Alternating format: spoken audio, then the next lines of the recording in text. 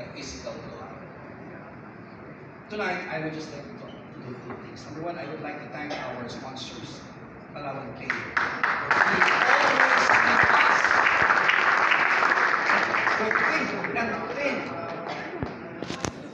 Through our struggles, through our triumphs, they were here. They are here. And I believe they will continue to be here with us to share our journey. Thank you, Bob, Pastor family. You truly are the spirit of the University of the Philippines. Thank you. As president, I could not thank you more. And the other thing, to our athletes, the table has been set, the grounds have been prepared. In a few days, we're going to open it. And we're going to open the games like it has never been opened before. Why do we do that? Because we are UP, the greatest university this nation has ever seen in its entire history. I want you to remember that.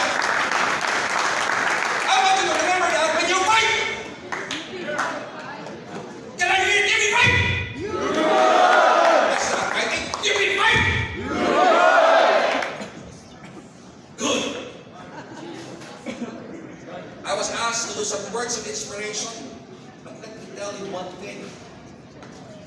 Why do I watch you play? Why do I watch you play?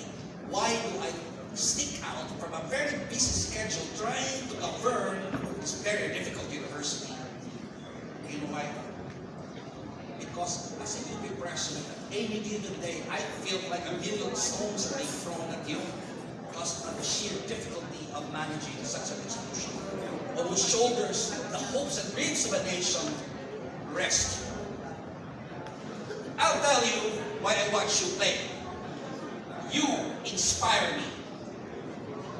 You make me want to wake up the next day to proceed with the challenges of this office.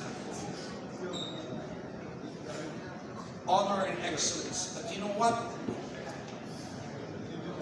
Grit is what makes champions. Grit is what remains when everything else is taken from you, when everything else is lost, when everything seems impossible. Grit is what is going to get us through any challenge. And that's what I see in you guys and girls.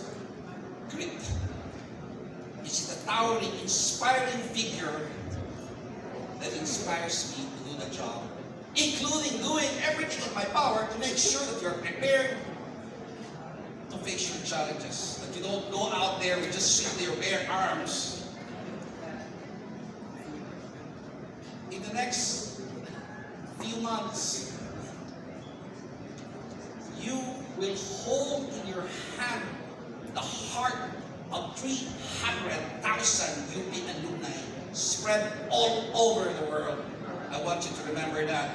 I know that they will be there to cheer for you, to fight with, to support you.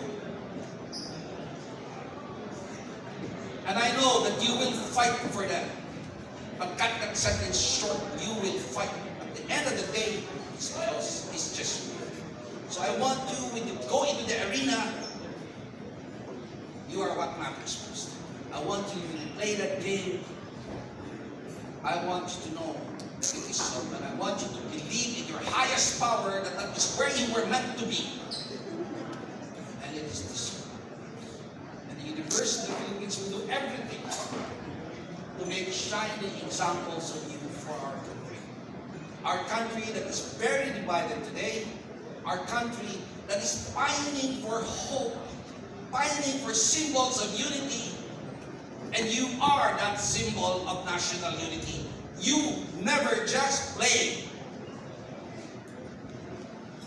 So I'm going to ask you one thing. I want you to remember this. This is the University of the Philippines. When you play, you inspire a nation. And you inspire a nation by your example of grit and courage and dedication to your craft, excellence and honor, but most importantly, grit. It's a little request. Please, when you go out there, do something else about your craft. Inspire your generation. Believe me, they need it.